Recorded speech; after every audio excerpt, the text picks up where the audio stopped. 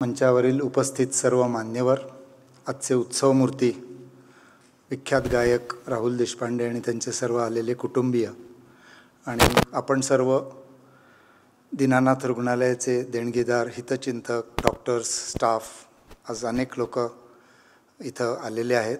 त्या सर्वांचं मी लता मंगेशकर मेडिकल फाउंडेशनच्या वतीने स्वागत करतो. आज दीदींचा तृतीय स्मृतिदिन आहे. गेली 2 वर्ष हा आम्ही साजरा केला नाही आणि करू शकलो पण नाही, कारण पंडितजी या दुःखातनं अजूनही पूर्ण बाहेर आलेत की नाही त्याबद्दल सर्वांना शंका आहे. ह्यावर्षी मात्र त्यांनी असं ठरवलं की आपण या पुरस्काराच्या निमित्ताने एक दीदींच्या जाण्याची जी पोकळी भरून आली आहे ती पोकळी भरून काढण्याचा थोडा प्रयत्न करूया आणि त्यानिमित्ताने आज हा पहिला पुरस्कार विख्यात गायक राहुल देशपांडेंना आपण देतो आहे. म्हणजे ॲक्च्युली हे एक प्रकारचं, मी असं म्हणतो की दीदींच्या जाण्याचं दुःख सोडून दीदींच्या जीवनाच्या आनंदाचा सोहळा आम्ही सुरू करत आहोत. आणि मी पंडितजीनं खूप दिवस किंवा खूप वर्ष सांगतो आहे की एखादं आयुष्य जे पूर्ण आयुष्य आहे, संपूर्ण आहे, जगातल्या सर्वोत्तम गोष्टी त्यांनी केलेल्या आहेत आणि त्यांना जगात जेवढे केवढे मानवतारब असतील तेवढे मिळालेले आहेत, तर त्याचं दुःख न करता त्यांचे ॲक्च्युली एवढ्या चांगल्या गोष्टी आपल्या मनाशी असताना आपण ह्याच्यातनं बाहेर पडायला पाहिजे. त्यानिमित्ताने आम्ही चर्चा केली विश्वस्तांनी आणि 2 गोष्टी सुरू करायचं ठरवलं. पहिला म्हणजे दीदींच्या नावाने हा पुरस्कार जो यावर्षी आपण संगीत सेवेकरता देतो आहे, पुढील वर्षीपासून वैद्यकीय सेवेकरता देणार आहोत. ज्या निमित्ताने भारतात ज्या मोठ्या वैद्यकीय योगदान दिलेल्या व्यक्ती आहेत त्यांचं आपल्या ट्रस्टतर्फे उचित सन्मान होईल. दुसरी महत्त्वाची गोष्ट जी करतो आहे आपण ती म्हणजे दीदींच्या नावाने एक नवीन मेडिकल इन्स्टिट्यूट पुण्यामध्ये आपण सुरू करतो आहे. त्याच्याकरता सिंहगड रोडला आत्ता प्रसिद्ध असलेल्या नांदोशी किरकटवाडी भागामध्ये आपण 40 एकर जागा घेतलेली आहे. त्याचा 7/12 लता मंगेशकर मेडिकल फाउंडेशनच्या नावावर झालेला आहे. तिथली मोजणी झालेली आहे, त्याचे आर्किटेक्ट नेमले गेलेले आहेत आणि येत्या काही महिन्यात तिथलं बांधकाम सुरू होईल. त्याचं नाव आम्ही Lata Mangeshkar institute of medical sciences असं ठेवतो आहे. त्याचं कारण असं की ते नुसतं रुग्णालय नसणार आहे, तर all India institute of medical sciences जसं एक वैद्यकशास्त्राचं परिपूर्ण संस्थान आहे, तसं याचं नाव लता मंगेशकर आयुर्विज्ञान संस्थान किंवा एक परिपूर्ण वैद्यकीय संस्था म्हणून ते समोर येईल.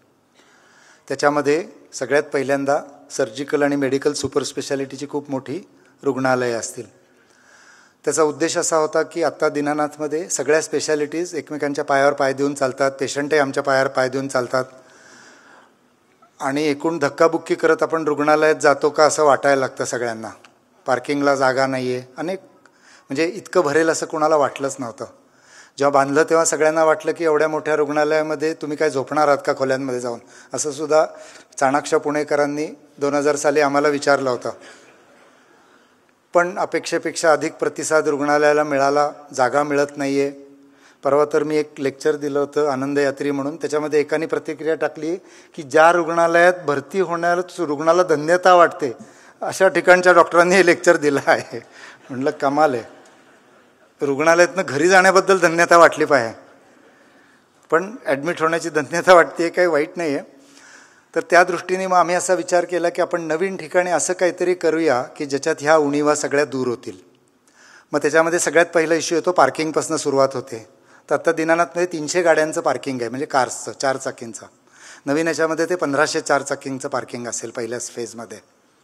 दुसरं होतं की सगळे आमचे कॉरिडॉर्स होते ते आम्ही आमच्या दृष्टीने रुंद म्हणजे 8-10 फुटाचे बांधले होते, तर ते सगळे 12 फूट आणि त्याच्या पुढे असतील.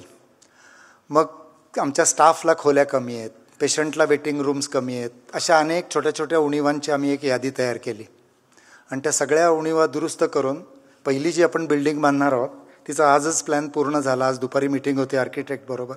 तर ती 17 लाख स्क्वेअर फूटची पहिली बिल्डिंग असणार आहे.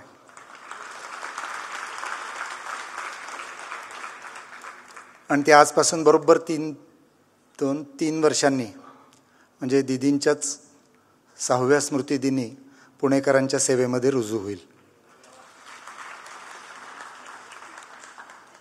आणि ह्याची कल्पना अशी होती की it will be institute of institutes. म्हणजे आत्ता आमचं इन्स्टिट्यूट ऑफ डिपार्टमेंट्स आहे. आम्ही आत्ता असं करतो की एक एक डिपार्टमेंट एकेका हॉस्पिटलमध्ये राहतं आहे, एका हॉस्पिटलमध्ये. त्याच्याऐवजी त्याचा एक मजला 1.25 लाख स्क्वेअर फूटचा असणार आहे. तर त्या प्रत्येक मजल्यावर हॉरिझॉन्टल एक एक इन्स्टिट्यूट असणार आहे. म्हणजे cardiac department 1.25 lakh square foot, cancer 1.25 lakh square foot, neurosurgery neurology 1.25 lakh square foot, अशी ती पूर्ण 13 मजल्याची बिल्डिंग आपण आत्ता हाती काम करायला सुरुवात केलेली आहे. मोठं काम आहे आणि माझी खात्री आहे की आपल्या सगळ्यांच्या निश्चयाने आणि पाठबळाने ते वेळेत किंवा कदाचित वेळेच्या आधी पूर्ण होईल. पण नुसतं सर्जिकल इन्स्टिट्यूट किंवा मेडिकल इन्स्टिट्यूट पूर्ण करणं असं या नवीन ह्याचं उद्दिष्ट नाही आहे. तर त्याच्यामध्ये रिहॅबिलिटेशन म्हणजे पेशंटच्या रिकव्हरी, विशेषतः न्यूरोलॉजिकल आजारांच्या रिकव्हरीचं मोठं हॉस्पिटल तिथे असणार आहे. पॅलिएटिव्ह केअर म्हणजे ज्यांचं बरं होणार नाही अशा रुग्णांसाठीचं हॉस्पिटल तिथे असणार आहे. पेशंटच्या नातेवाईकांकरता हमसफर नावाचं एक लॉज तिथे आम्ही पेशंटच्या नातेवाईकांकरता बांधणार आहोत. तिथे व्हेटरनरी हॉस्पिटल, छोट्या प्राण्यांचं हॉस्पिटल असणार आहे. सायकॅट्री हॉस्पिटल जे पुण्यामध्ये आत्ता अजिबात चांगल्या स्वरूपात नाही आहे ते तिथे असणार आहे.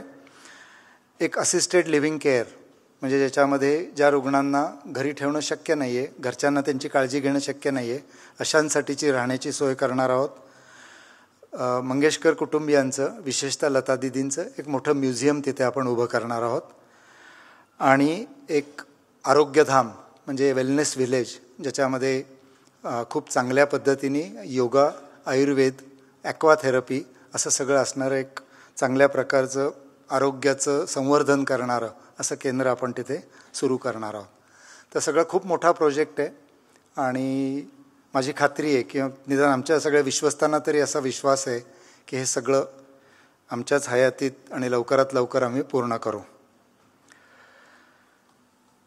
एकदा हे रुग्णालयाची माहिती मी अशासाठी सांगून संपवली की यानंतरचा कार्यक्रम चांगला आहे. म्हणजे हे रुग्णालय हा विषय शेवटी कंटाळवाणाच होतो आणि हा आज जाहिरात करण्याचं हे नसून दिदींच्या स्मृतिदिनी आम्ही काय संकल्प केला आहे तो तुमच्यापर्यंत पोचावा म्हणून मी हे बोललो.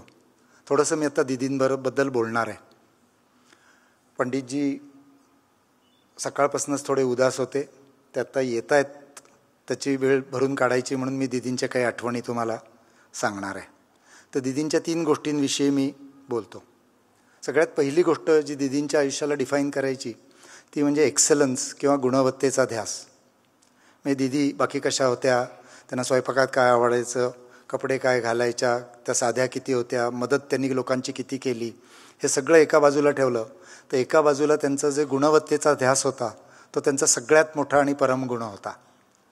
म्हणजे कुसुमाग्रजांच्या शब्दात सांगायचं झालं तर समोर एकच तारा आणि पायतळी अंगार, अशी या सगळ्या परफेक्शनिस्ट लोकांच्या पायाशी स्वतःच्याच इच्छांची अंगारामध्ये आहुती दिलेली असते. आणि दिदींना उत्तमतेचा एवढा ध्यास होता की त्यांचा कार्यक्रम आम्ही 16 डिसेंबर 2000 SP कॉलेजला केला होता. आपल्यापैकी काही जणं भाग्यवान असतील ते त्या कार्यक्रमाला आले असतील. मी त्या कार्यक्रमात स्वयंसेवक म्हणून वावरत होतो. तर दिदी बरोबर 1-2 दिवस आधी पुण्यात आल्या आणि मला पहिल्यांदा घरी बोलवून घेतलं आणि मला म्हणले मी कुठली गाणी घेऊ म्हणून. तर आता मी अगदी गानशत्रू नाही आहे, पण गाण्यांबद्दलची माहिती यथातथाच आहे. म्हणजे वैद्यकीय अभ्यास केल्यामुळे सगळं राहून गेलं आयुष्यात. तर त्या म्हणल्या की मी बहारो घेऊ का म्हणून. तर मला आपलं बहारो म्हणल्या बहारो फुल बरसाव आठवलं. मी म्हणलं ते बहारो फुल बरसाव रफींचं आहे. ते म्हणले मला माहिती आहे, माझं वेगळं गाणं आहे म्हणल्या. मग 2-3 मिनटात त्यांच्या लक्षात आलं की यांना काही कळत नाही गाण्यातलं म्हणून. मग मी त्यांना विचारलं की तुम्ही मला का विचारताय गाणी कुठली घ्यायची म्हणून. तर ते म्हणले मी आजपर्यंत जेवढे जगामध्ये कार्यक्रम केले तिथे मी लोकांशी बोलून त्यांना आवडणारी गाणी, त्या शहरातल्या लोकांना जे आवडतं तेच मी घेते. मी मला आवडणारी गाणी तिथे जाऊन गात नाही. मग मी त्यांना म्हटलं की मी तुम्हाला 2 माणसं पाठवतो ज्यांना ह्याच्यातलं कळतं, ते तुमच्याशी या विषयावर बोलतील. मग दुसऱ्या दिवशी आम्ही तिथे SP कॉलेजवर होतो तर दिदी तिथे आल्या आणि त्यांनी साऊंड सिस्टीम बरोबर लागली आहे का, सोफा सेट बरोबर आपल्या अंतरावर आहेत का, लोकांना आपण नीट दिसतोय का, स्टेजवर उभं राहण्याची यंत्रणा नीट झाली आहे का. मी हे का मुद्दाम सविस्तर सांगतोय की बाकी बहुसंख्य पाहिलेले गायक असं काही करत नाहीत. त्यांचं मत असं असतं की आपण गेलो आणि गायलो की लोक आपोआप विरघळून जातात म्हणून. दीदींचं तसं मत नाही आहे. त्यांचं मत असं होतं की आपण आपला सर्वोत्तम प्रयत्न केला तर काहीतरी चांगलं घडेल. आणि तो सर्वोत्तम प्रयत्न त्या अगदी जगातल्या टॉपच्या गायिका असल्या तरी त्या तशाच करत होत्या.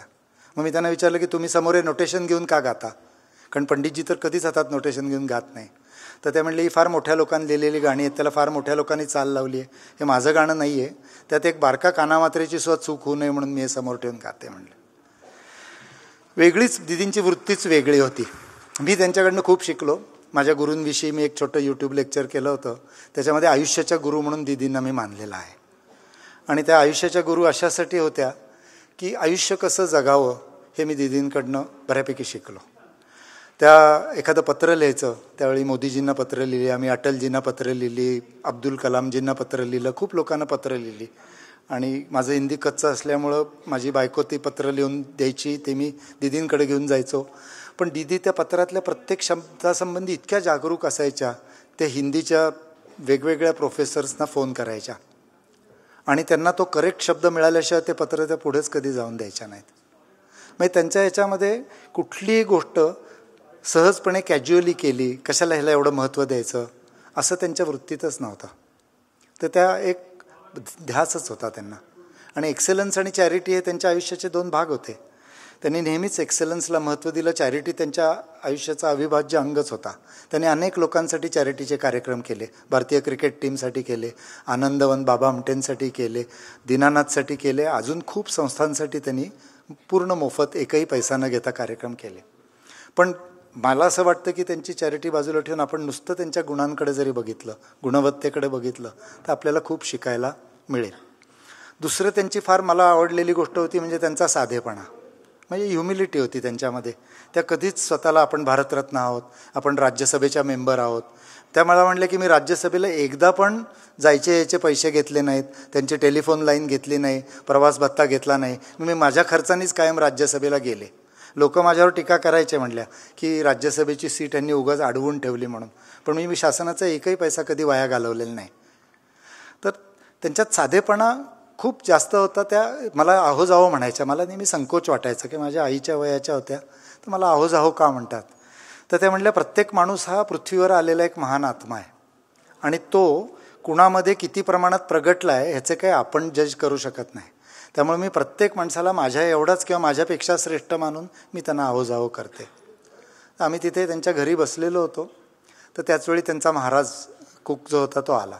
तो बंगाली होता आणि तो बंगाली माणूस बंगाली भाषेमध्ये बोलायला लागला. आम्हाला काही साधारण कळत नव्हतं, अंदाज येत होता. तर दीदी त्याच्याशी बंगालीत बोलायला लागल्या. त्यांचं एक 2-4 मिनटं बंगालीत बोलणं झाल्यानंतर मी दीदीनं आश्चर्य म्हणलं, विचारलं तुम्हाला बंगाली येतं? ते म्हणले हो खूप चांगलं येतं.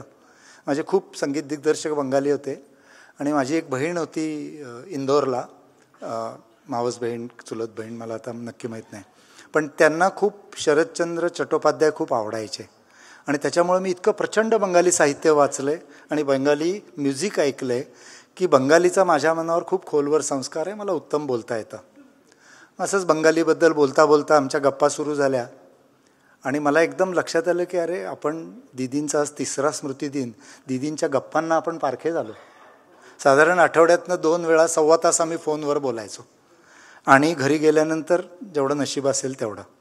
आणि दीदी इतक्या गोष्टी सांगायच्या त्यांच्या गाण्याबद्दल. हॉस्पिटलबद्दल एक शब्द पण नसायचा, सगळ्या गोष्टी ह्या गाण्याबद्दलच असायच्या. दीदींचं आयुष्य म्हणजेच गाणं होतं आणि त्या गप्पांमधनं इतक्या गोष्टी निघायच्या. तर मी त्यांना म्हटलं की तुमची बंगाली गाण्याबद्दलची एखादी स्टोरी सांगा. तर ते म्हणले बंगालीतलं एक प्रसिद्ध नॉव्हेल होतं शरदचंद्र चट्टोपाध्यायचं, ज्यांनी त्याच्यावरनं गुलजारजींनी एक पिक्चर केला होता. त्याचं नाव होतं खुशबू नाव होतं. आणि गुलजारजींच्या ह्याच्यात